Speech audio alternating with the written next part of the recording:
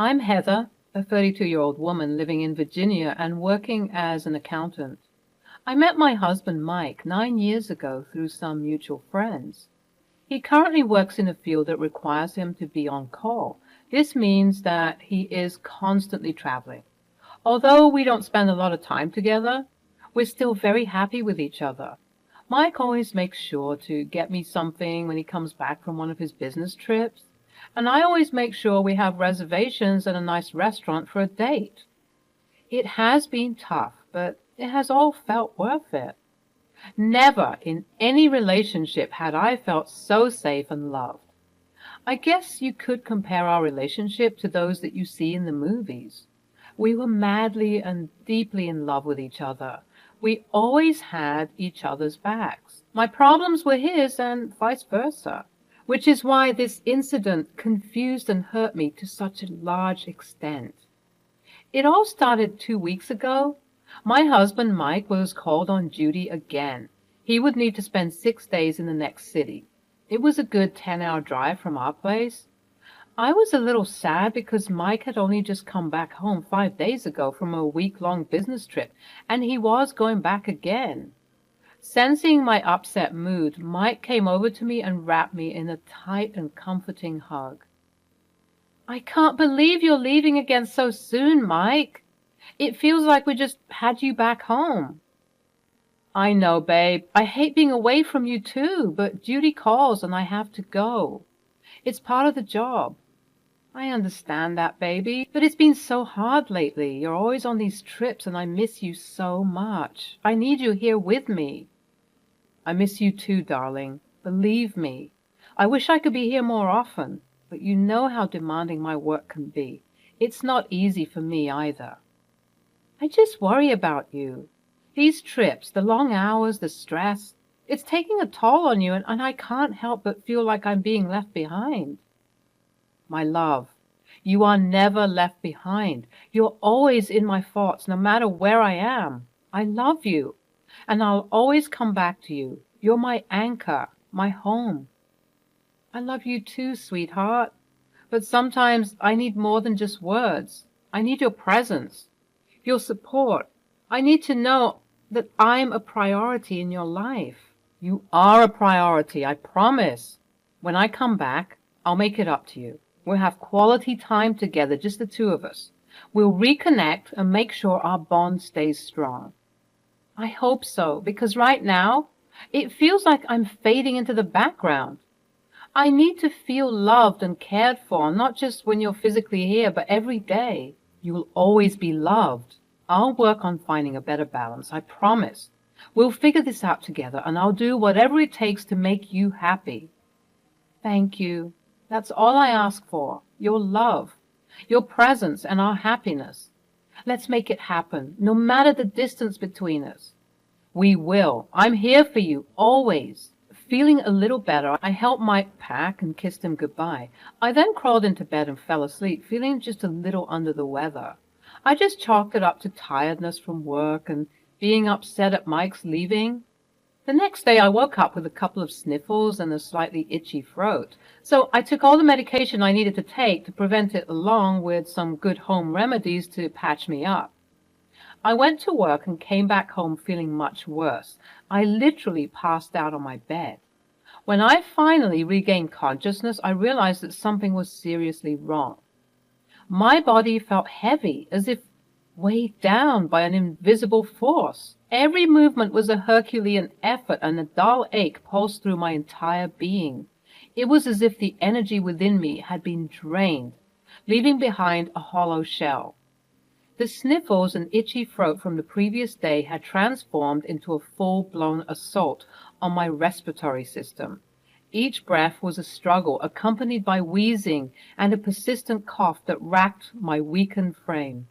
The home remedies and over-the-counter medications I had relied on earlier seemed ineffective against this relentless onslaught.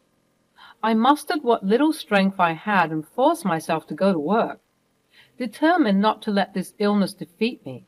But the moment I stepped through the office doors, exhaustion washed over me like a tidal wave. My limbs felt like lead, and my mind struggled to focus on even the simplest of tasks. My boss gave me the day off and told me to come back when I was better. By the time I made it back home, I was completely drained, physically and emotionally. My body screamed for rest, and I obliged, collapsing onto bed with a bone-deep weariness. As I drifted in and out of consciousness, the illness continued its relentless assault on my body. The once familiar comfort of my bed became a battleground where fever raged and chills coursed through my veins. Each waking moment was met with a renewed sense of weakness, as if my body was waging a losing war against an invisible enemy. In my daze, I managed to call Mike. I needed him by my side right now because there was no way I was going to be able to take care of myself. I felt way too weak to even get up. Mike, I can't do this alone. I'm so sick. I need you here with me. Please just come back home. I can't take care of myself right now. Babe, I wish I could, but I can't leave work right now. You know how demanding my job is, and they need me here. I'm sorry, but I can't come back. Can't you see how much I need you? This isn't just some minor illness. I'm scared, Mike. I feel weak. And I don't know what's happening to me. How can you prioritize work over your own wife's well-being? It's not about prioritizing work over you. It's about fulfilling my responsibilities. I have deadlines, meetings, and commitments that I can't just walk away from. I have to think about the bigger picture. The bigger picture? What about our marriage, Mike? What about the vows we took to be there for each other in sickness and in health? This is when I need you the most, and you're choosing work over me? I'm not choosing work over you. I'm trying to balance everything. I can't just abandon my job whenever something comes up. You have to understand that. Understand? Understand that my husband can't be bothered to be here when I'm suffering? Understand that your career takes precedence over my well-being? No, I can't understand that. It's not fair, and it's not how a marriage should work. You're being unfair, Heather. You're making it seem like I don't care. But that's not true. I care about you. But I have responsibilities. I can't just drop everything. Well, it's clear where your priorities lie. I needed you, and you let me down. I hope you never have to feel as abandoned and betrayed as I do right now. Goodbye, Mike. Baby, please. Feeling utterly betrayed, I hung up the phone, tears streaming down my face. It was as if our once unbreakable bond had been shattered into irreparable fragments. I couldn't fathom how the person I loved and trusted the most could turn his back on me in my time of need. This belief washed over me as if I couldn't comprehend the reality of his response. How could the man I loved and trusted turn his back on me in such a vulnerable moment? Anger surged through my veins, fueled by the injustice of it all. How dare he prioritize his own health and fears over my well-being? The very foundation of our relationship seemed to crumble beneath me, and I struggled to make sense of his actions. Confusion clouded my mind as I grappled with conflicting thoughts. I questioned the depth of Mike's love for me, wondering if his concern for his own well-being overshadowed his commitment to our partnership.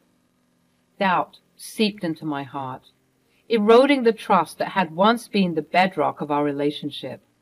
In my desperation, I reached out to my best friend, Emma. She had always been there for me, a constant source of support and love. Through choked sobs, I explained the situation to her, pouring out my frustration and hurt. Without hesitation, she reassured me that she would be by my side, taking care of me in Mike's absence. Emma went above and beyond to take care of me. She made sure I had everything I needed, from preparing meals to getting my medications. Her dedication to my well-being was unwavering. But her care went beyond just the physical stuff. Emma was there to listen and provide emotional support.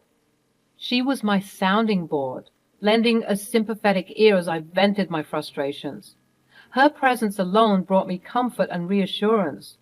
She also boosted my spirits with her humor and laughter, reminding me that joy still existed despite my struggles.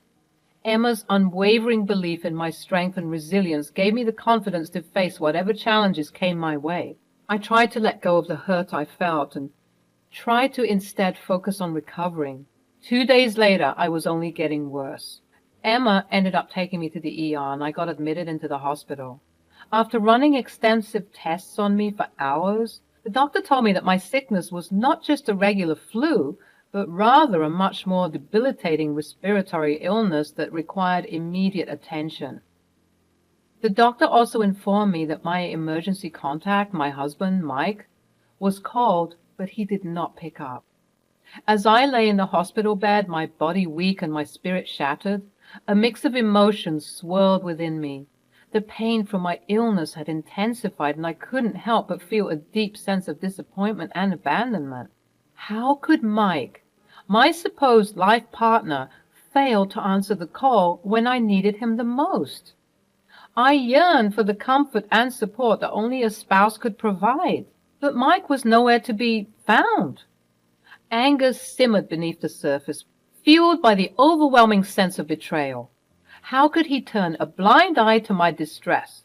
The person I had trusted with my life had abandoned me in my darkest hour. It was a betrayal that cut deep, leaving me questioning the foundation of our relationship. Confusion also clouded my thoughts. I couldn't comprehend how someone who had once shown such love and dedication could become so callous. It seemed incomprehensible that the person I had built a life with could turn his back on me when I needed him the most. But amidst the anger and confusion, there was also a deep sense of sadness. A profound disappointment washed over me as I realized that the person I had once relied on for strength and support had let me down. The loss of trust and the shattered illusions of our perfect love story weighed heavily on my heart. Emma walked into my room, which pulled me out of my thoughts. She looked confused and dazed. Worried, I asked her what was wrong. Emma told me that she had seen my husband, Mike, in the hospital. For a second, all the negative thoughts in my head vanished and my heart immediately felt lighter. However, the look on Emma's face made my stomach drop. "Well, where is Mike?" "About that. He seemed in a rush and went in the opposite direction." "What do you mean? Where did he go?" "I asked the receptionist and he told me that Mike went to the maternity ward. His girlfriend just went into labor." "His girlfriend? But he's married to me. How is that even possible?" "I don't know, Heather. It doesn't make any sense. I'm sorry. I didn't mean to upset you further." "No, it's not your fault, Em. It's just, I never expected this. How could he betray me like this? I wish I had more answers for you. I can't even imagine what you're going through right now, but please know that I'm here for you no matter what. Thank you. Your support means the world to me. I just need some time to process all of this." I felt a mix of rage and hurt, a potent cocktail of emotions that threatened to consume me. How could Mike have deceived me for so long? How could he have carried on a secret affair while I lay in that hospital bed fighting for my health and hoping for his support? The betrayal was like a betrayal on top of a betrayal, leaving me feeling like a fool for not seeing the signs earlier. Grief washed over me, mourning the loss of the marriage I had once cherished. The pain of betrayal cut deep, leaving scars that would take time to heal. At that moment, the rose-colored glasses shattered, revealing the harsh reality of my crumbling marriage. The trust I had placed in Mike had been shattered, replaced by a sense of profound disappointment. The realization that our love story had been tarnished by infidelity tore at the fabric of my being. As I pieced together the puzzle of his absences and the lies, anger and sadness mingled within me. I was enraged by his deceit, but I also mourned the loss of the life I thought we had built together. The dreams we had shared, the promises we had made, they all seemed like distant echoes of a time when love and loyalty still held. But amidst the pain and devastation, a newfound determination emerged. I refused to be a victim of Mike's infidelity. The fire of revenge burned brighter within me, fueling my resolve to reclaim my power and find a way to rebuild my life without him. I would not allow his betrayal to define me. With each passing moment, the pieces fell into place, forming a clearer picture of the reality I had been living in. And as painful as it was to acknowledge, it also ignited a spark of strength within me. I was no longer the naive woman who had blindly trusted her husband's excuses. I was a survivor, ready to embark on a journey of self-discovery and retribution. As I lay in that hospital bed, nursing my broken heart and battered body, a plan began to take shape within the recesses of my mind. The pain and betrayal I had endured at the hands of my husband, Mike, ignited a fire of vengeance that burned brighter with each passing moment. With a newfound determination, I resolved to turn the tables on him, to make him feel the same pain and betrayal that had consumed me. Revenge became my driving force, and I carefully crafted a devious plan to ensure he would pay for his actions. After I had recovered sufficiently, the doctor deemed me well enough to leave and gave me a boatload of medications to take. In the days that I had been in the hospital, not once had Mike, the supposed love of my life, called me. The rage in me only continued to burn brighter. My mind reeled with all the possible ways I could exact revenge on him. Thoughts of revenge drove me to recover faster. Once out of the hospital, Emma continued to stay with me. She was there not only to look after my physical health, but to also support me mentally and emotionally. She was just as eager to get revenge on Mike as I was. Together, we brainstormed plans for revenge. Eventually, we settled on one. Step one was collecting evidence of Mike's affair and compiling it into one folder. Given Mike's frequent work trips, I thought it would be harder to find any evidence, but I was easily disproved. A quick look into his bank records showed me just enough evidence. The affair had been going on for years. How had I been so naive? Why haven't I ever questioned it? Why wasn't it a red flag for me when Mike would habitually evade all questions regarding his business trips? I also looked into his iCloud and found an entire folder dedicated to his affair partner. I opened it only to find out that his affair partner was his secretary. Everything I was finding out felt like punch after another punch in the gut. I wanted to throw up with every new piece of information, but I knew I needed to remain strong and follow through with the plan. Step 2 was filing the divorce papers and moving out. Emma offered me her place to stay. She was set to move to another state in a couple of weeks thanks to a promotion at work. She reasoned with me by telling me she needed a roommate anyway. I moved everything that belonged to me out of the house along with the things that I had paid more for. You see, Mike made half of my salary, so we proportionally paid for things together. So unless there was something that he had fully and completely bought, I took everything else. Never have I ever been so grateful to have kept our finances separate. I got in touch with a good divorce lawyer that wrote up a pretty ironclad agreement demanding alimony from Mike on account of his adultery and negligence. Step 3 was waiting for Mike to get back and be greeted by an empty house and divorce papers. This happened 2 days later. He spammed my phone with calls and texts anxious about my whereabouts. I was tempted to answer because he seemed so genuine and desperate, but Emma stopped me. He keeps calling and texting me. He sounds so desperate, like he genuinely wants to talk. Maybe I should answer. Heather, I understand that it's difficult, but remember why we're doing this. He hurt you deeply, and this is your chance to regain control. Don't let him manipulate your emotions. What if he wants to fix things? You deserve better than someone who betrayed you. Stay strong and stay focused. We're doing what's best for you. You're right. I need to stay strong. I won't let him reel me back in. Thank you for reminding me of that. Any time. We're in this together, and I'll support you every step of the way. She was right. I couldn't get sucked in right now when Mike had hurt me to the highest degree possible. Instead, I carried on with the plan. Step 4 was spreading the word. I emailed Mike's family the file containing the evidence of Mike's infidelity. My email was titled, "Congratulations on a new grandchild." Unfortunately, his father is a piece of crap. I also emailed Mike's superiors and the HR department the file. I hoped that Mike only received the worst consequences. Step 5 was making myself disappear from Mike's life. I blocked his number and discontinued my number. I blocked him and his secretary from all my social media platforms and turned all my accounts private so he would have no access to me. I found another better paying job in the state that Emma and I were moving to, so I quit my current job. Emma and I moved to another state, and I finally got to start over again.